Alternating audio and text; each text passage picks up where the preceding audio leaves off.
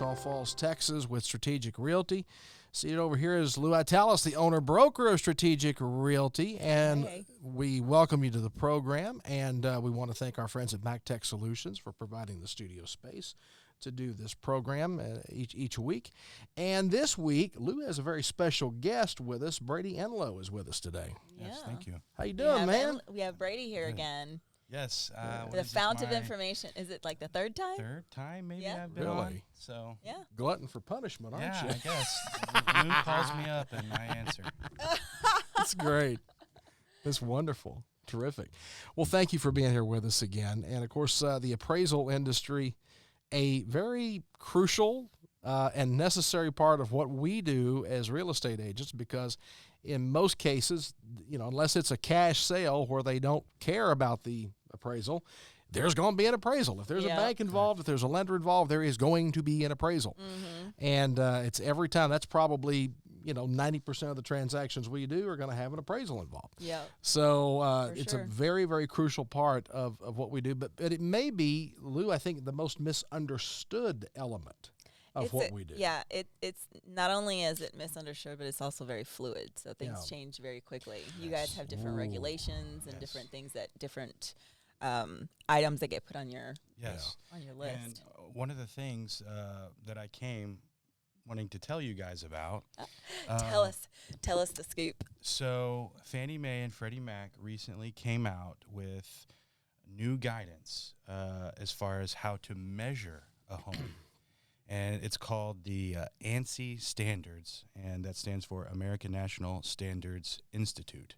Mm. So according to Fannie and Freddie, all appraisers starting, I think, in March 2022 have to measure homes using the app or something? Well, not an app, but following these standards. Mm. So that could be, a pretty big change in the industry as far as how certain areas are measured and are they considered gross living area in the square footage calculation.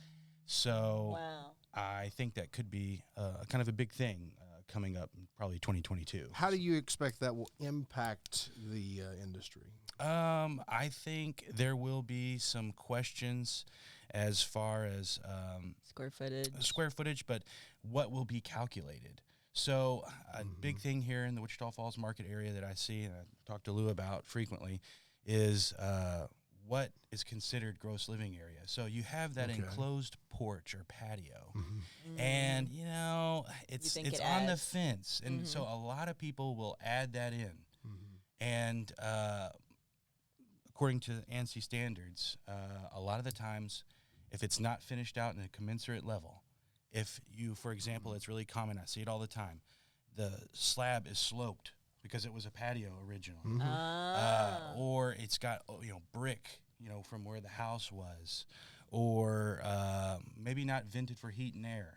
If it has a window unit or something like that. Sometimes. It's highly, you never know. It's hard to make a determination on that, but that's a huge one. And then upstairs, if you have pitch ceilings, slope ceilings upstairs in a bonus room or a second floor, there's new guidance in this standard that says if it's not at least 7 foot tall, and at the highest point, it has to be a minimum of 7 feet, and it has to be, I think, over 50% of the width has to be flat. It can't be just to a point.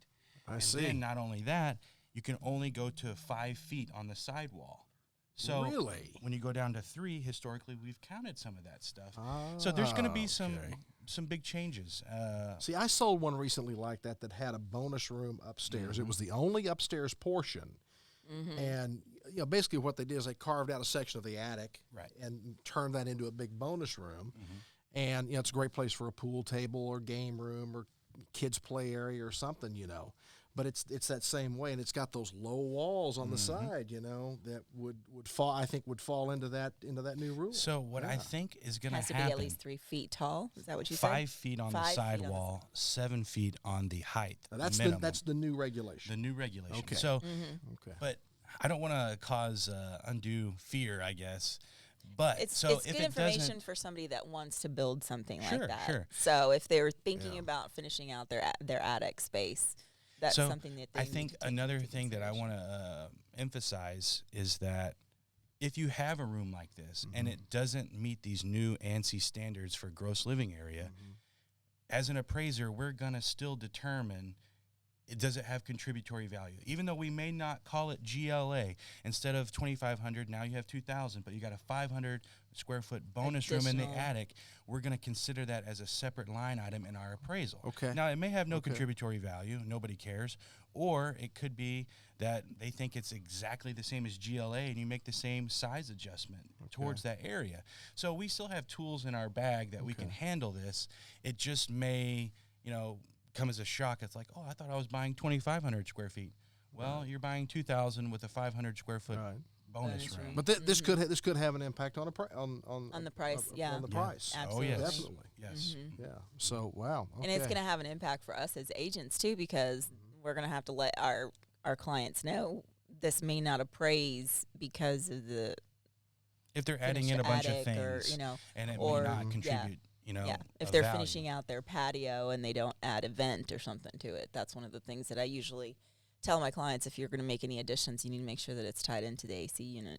Yeah, and finished at a commensurate level where, it's reasonable. Of like, this is a sunroom, it's an enclosed patio, or if you walk into it and you're like, this is just a patio. Somebody threw up some plywood. It's, it's not GLA.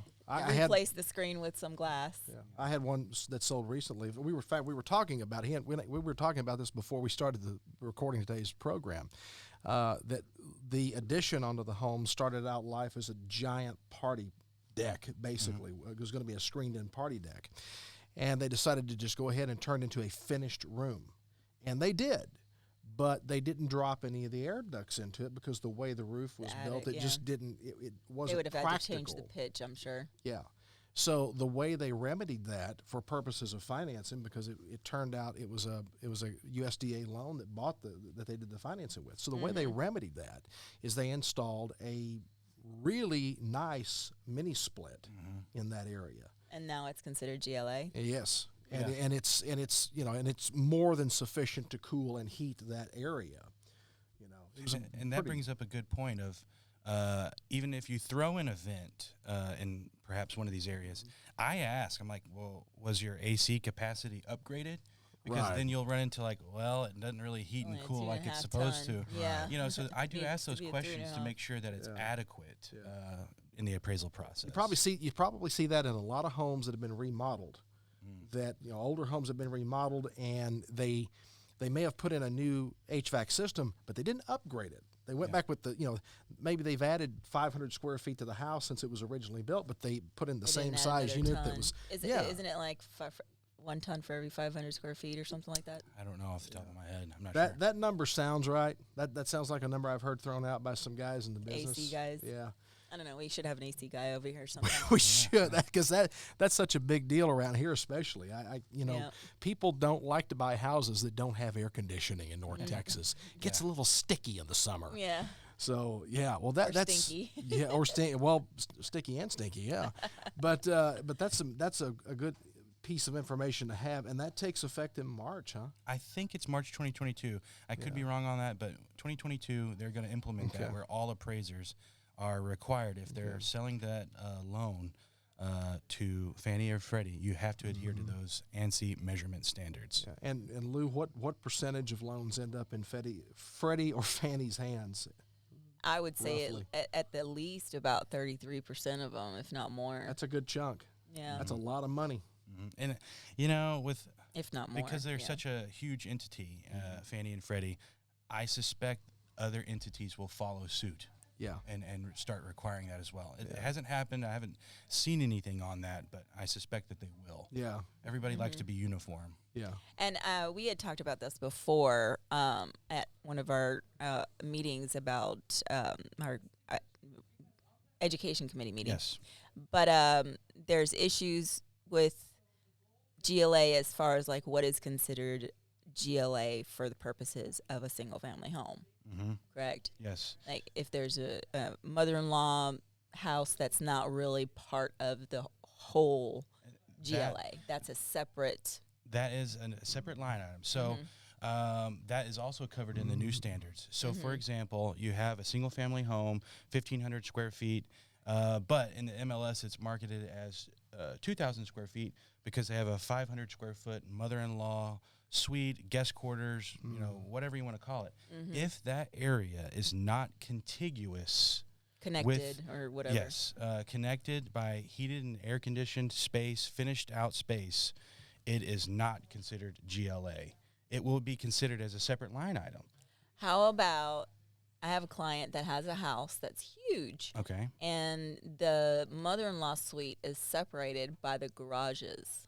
Like there's a garage. Yeah, yes. So it's not contiguous. Like so you said. that would not be considered GLA. That would I be just considered an additional quarters or yeah, something. so it's very common, that will be added in the GLA on the MLS. But technically, from an appraisal standpoint, that is incorrect. It's 1,500 square feet with a 500 square foot mother-in-law, guest quarters, whatever, additional living quarters, yeah. So we will take that into consideration. It's not like it doesn't count, in our there is appraisal, adjustments for but it.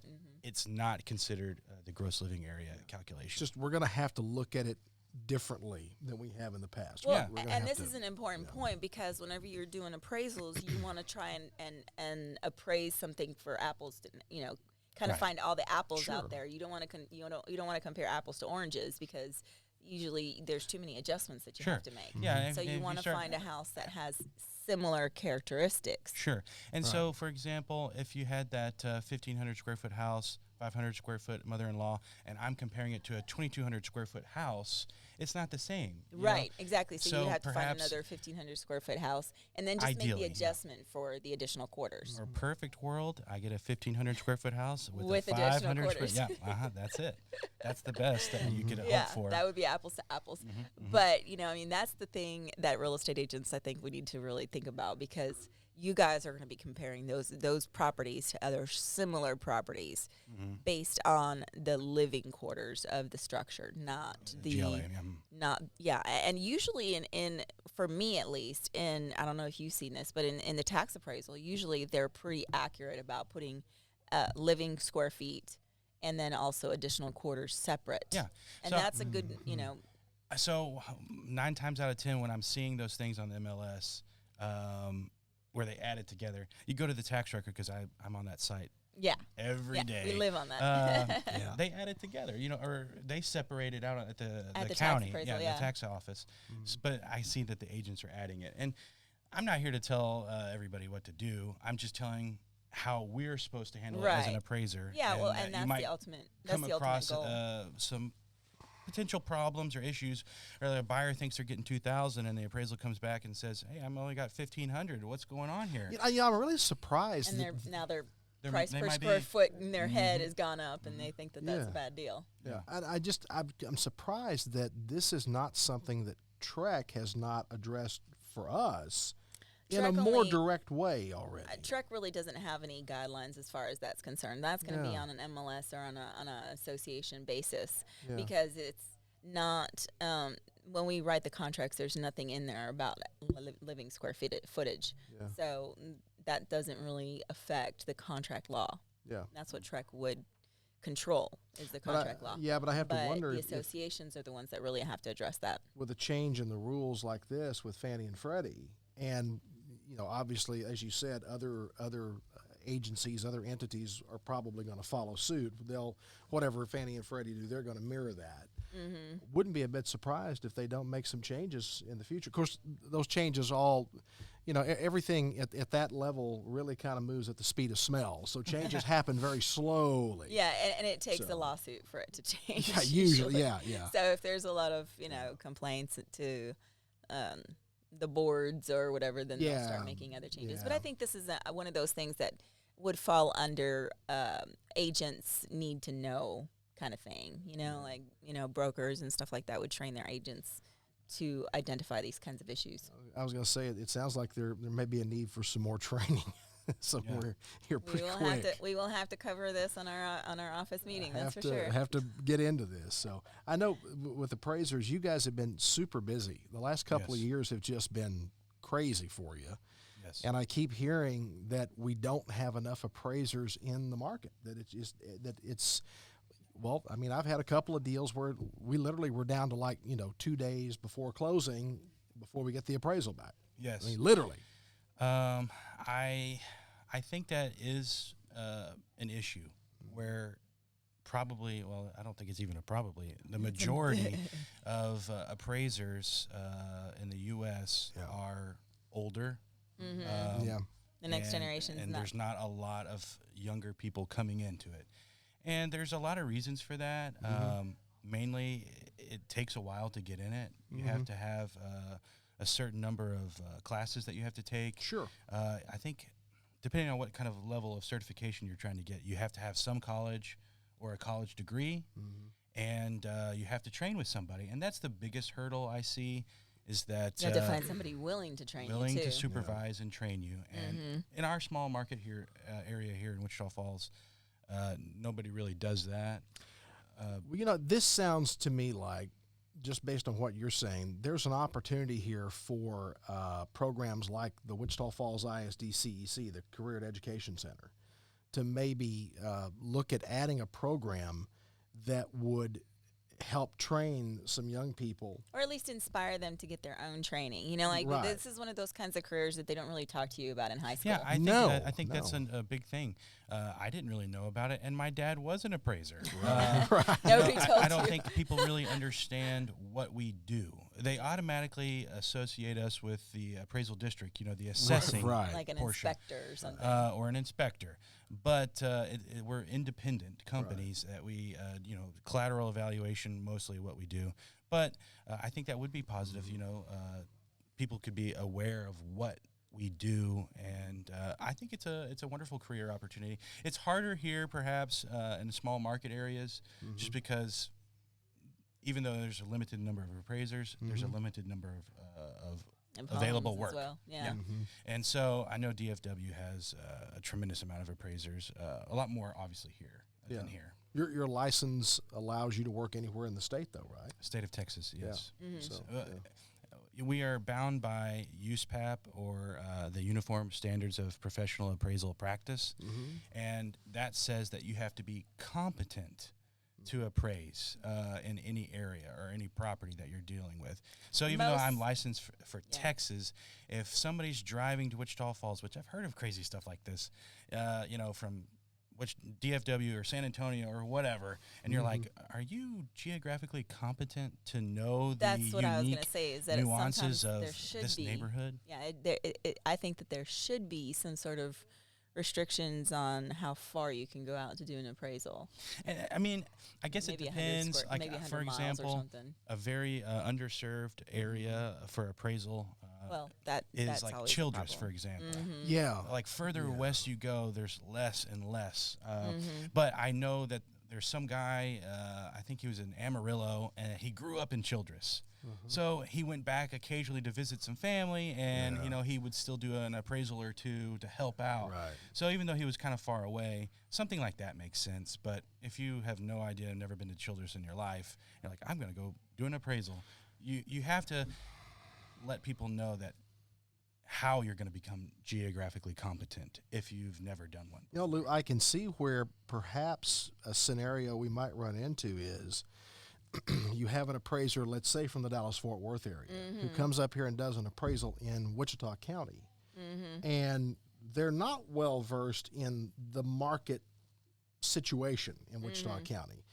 And we know how prices have run up and how appraisals have gone in the Dallas-Fort Worth market. It's bordering on the insane in some cases.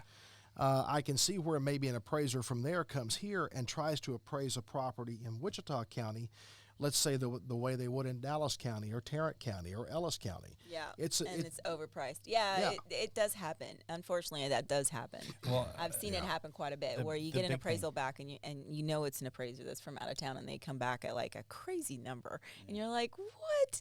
Are they smoking? I think it's hilarious because I've heard of those instances where somebody will say, do you know this person? And I'm not here to throw anybody under the bus, but the big tell to me is when they don't have access to they our don't have access MLS. to MLS. So That's what I was gonna where are say. they going to get the data? Yeah. It's just like asking If the you have agent for access- sales or something. Yeah, like you and I, we have access to MLS here, and then we Yes. also have access to MLS in the Dallas-Fort Worth Correct. area. Right. Netris is an area that really covers a lot of area in the Dallas area. So it's pretty important for real estate agents to have that dual, because we're going to be working in the Dallas area. So it's always important to have that access as well. And it helps us get familiar with properties in that area. We can do a little bit of research. We can get familiar with the market down there and get a little bit of proficiency, or what was the word that you used? Competency? Yeah. Competence, Yeah. competence in the market. Yeah. So, when we get a Dallas agent or a Dallas appraiser, they don't have access to our little MLS system Because here. it's so small. It's so a small, and you it's know, geographic expensive. area. And Yeah. it's, You they don't wanna- need it. Yeah, you want access for a day, So I'll every once in a while I'll get a call from an appraiser or something asking me for comps. Oh, yeah, And that's I'm not a just good like, sign. "Ah." Well, they could rent access like Motel 6, $39.99 for the night or something. I don't know. I mean, I don't know what our MLS. I don't know if our idea. MLS has that kind of access. I don't think so. But anyway, well, it's a lot of interesting stuff. And But it's, to your point, if they don't have access to our MLS, then they don't have access to our data. Yeah, And that's they a telltale don't- sign that yeah. they are And so they're going perhaps not outside. competent. Yeah, they're going too far outside of the geographic area to get comps, and that's not going to accurately be a good representative of the value of the property. I would say be very it's wary. too far. Yeah. And that lack of competency in that, it doesn't mean that they're dumb. It just No, means that no. they simply don't have an understanding of the market structure here and the way things price here. We were. I even see it with commercial, because the commercial, when you're doing a commercial loan, that's when you really start getting into appraisers that are from out of town, because there's only like maybe one or two appraisers here in Wichita Falls that even do commercial. Your dad's one of My them. dad. I Jim want to say Henderson. Jim Henderson was another one. There are other certified general appraisers, 2 or 3 more, but I don't know how much they do commercial appraisal. I think they still focus on single family. Yeah. Yeah, and so I looked at an appraisal one time for one of my clients that they were trying to purchase an apartment complex, and they appraised it with comps from down the Dallas-Fort Worth area. And that's how they were selling it. They were selling it, oh, this is worth $5 million. And I was looking at it like, no, it's not. Yeah. If we got that appraised here and locally, it would not appraise for $5 million. But, It's just a whole look different at- world. They get stuck in there. Yeah, they get stuck in that, this appraiser is a certified appraiser and he did it. And I'm like, well, because he took comps from outside of our area. And I think that's Sometimes you have to, but sometimes. that's a really important point is comp selection. You know, Yes. what sales you're using. So what is the guidelines for Fannie Mae and Freddie Mac? Are they within 1 mile, or do you have kind of flexibility on that? Historically, I think there were some hard guidelines, like a 1 mile radius or a half-mile radius. Yeah, I think it where started off if at you half were a mile. being reviewed and it was like, well, hey, why are you using a sale a mile away? Those guidelines don't exist anymore, but they're still kind of unspoken guidelines. Like if every single comp that you have is a mile away from your subject property, what's going on? And there may be valid reason. You're the largest home in the neighborhood. You're like, And you have okay, I have acreage. to, or And then you- acreage, yeah, or you whatever gotta kind spread of out. amenity you can think of, a pool, an addition, A barn. a barn, mother-in-law quarters, whatever it may be.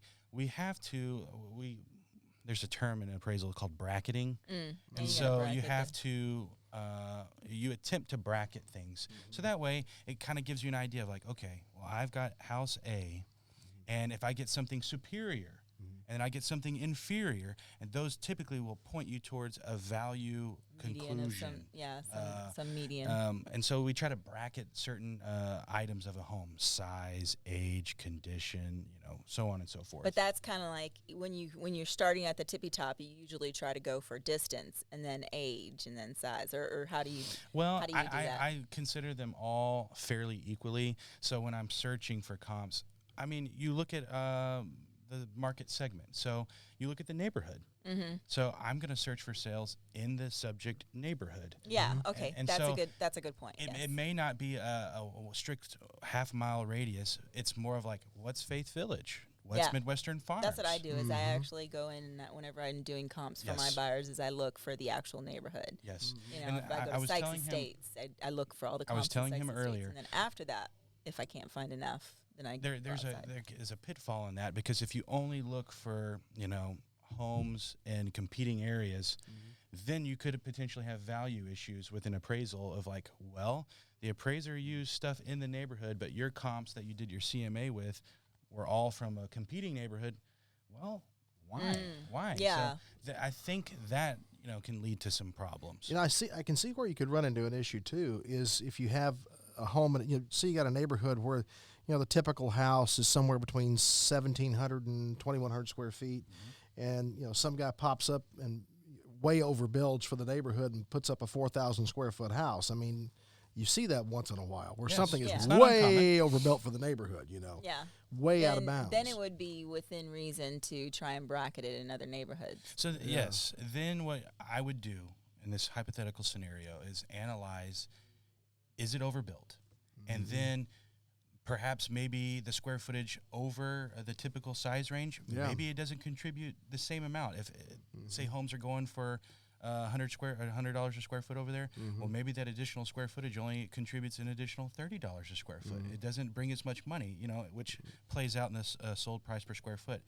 I'm not going to ignore neighborhood sales, but I will consider, like Lou suggested, like I'm going to go look for other homes, and ideally I would find a really large house in a predominantly smaller neighborhood. It might be a different neighborhood. Another overbuilt for the neighborhood. Yeah, I'm going to look for those types of homes that are unique. Or, for example, one that I've come up here recently because there's a lot of demand. There's been some new construction built. That's what in I was predominantly just older areas. Yeah, like in Faith Village, they're building a lot of new homes over there, and it gets confusing because they don't really understand that you kind of have to go with what's in the neighborhood. So something like that, it might be a mixture. Like you can't ignore that it's in Faith Village, which in the appraisal, you're considering that in the land value. So if you strictly compare it to brand new homes by the stadium, but you don't consider the land value, you can get a wrong value conclusion. So you're taking all those things into consideration. But I do try to find sales, for example, a brand new home in a predominantly older area, or a newer home in a predominantly older area. And actually, it's a dream come true for appraisers. There's been a lot of sales in the Floral Heights area. There's been 2 or 3 new construction sales. Not much shortages in in a 100-year-old neighborhood. I'm like, boy, this is great data. Yeah, I sold one last year in West Floral Heights, and we sold it for above asking. And it was. I mean, I was shocked at how well it did, and the number of showings that we got. I mean, the interest was immediate, and it was massive. And this is an area where the homes, 10 years ago would have sold for $40,000, $45,000. This one sold for $100,000. I mean, you take like the new builds on Northwest Drive. Yes. I mean, those are what about the 180 range? 185 is where we're starting at, and I think that we're doing okay on that. We keep on having to increase it a little bit because the cost of materials is going up. Yeah. And that is wonderful data for us as an appraiser on the back end. I tell everybody, we are like way behind. We're trying to analyze stuff that's happened. So you guys as brokers and agents are wonderful sources of information that say like, hey, I'm building this house and my prices increased 10%, lumber's gone up, or whatever it may be. Or if you say like, I had 20 showings and I have 10 offers over asking price, I mean, that is market data right there. It's perfect information. Yeah, because you would include that in your little excerpts. In my analysis. Well, things aren't showing much of a sign of slowing down, I'll tell you that. It just isn't. We haven't tapped the brakes yet. I thought it would. I thought after the new year, with interest rates kind of ticking up just a little, and it did seem like maybe the inventory increased slightly, but then I don't know. It still hasn't. We still slowed. can't keep up. Yeah. So, and a lot of it depends on where you are. You go to a place like Iowa Park, for example. Not nearly as much inventory as we need to see over there. It's dry bones over there. It's dry. Yeah. Now Wichita Falls has improved a little bit. Burke's improved a little bit, but you still got these areas where there's just nothing moving right now. No one's selling. So we need more inventory. We need more listings. Well, listen, we're about out of time. Brady Enlow, thank you for being here. Absolutely, This is great information. We got to have him back, Lou, because I know we got 1,000 other questions we can get answered. We could be here all day. We certainly we could talk about it a long time. If people want to get more information from you, how do they reach out to you? You can find us at our website, enlowappraisal.com, or our office phone number is 940-322-9925. And if you're looking to buy or sell a home, reach out to us. I'd be glad to help you. Mike Hendren, Strategic Realty, 940-232-3876. You can get us online at strategicrealty.net, and the office phone number is 940-689-7900. Easy to find. Guys, thank you so much for joining us. We'll see you next time with more Strategic Moves with Lou. Until then, y'all take care. We'll see you down the road.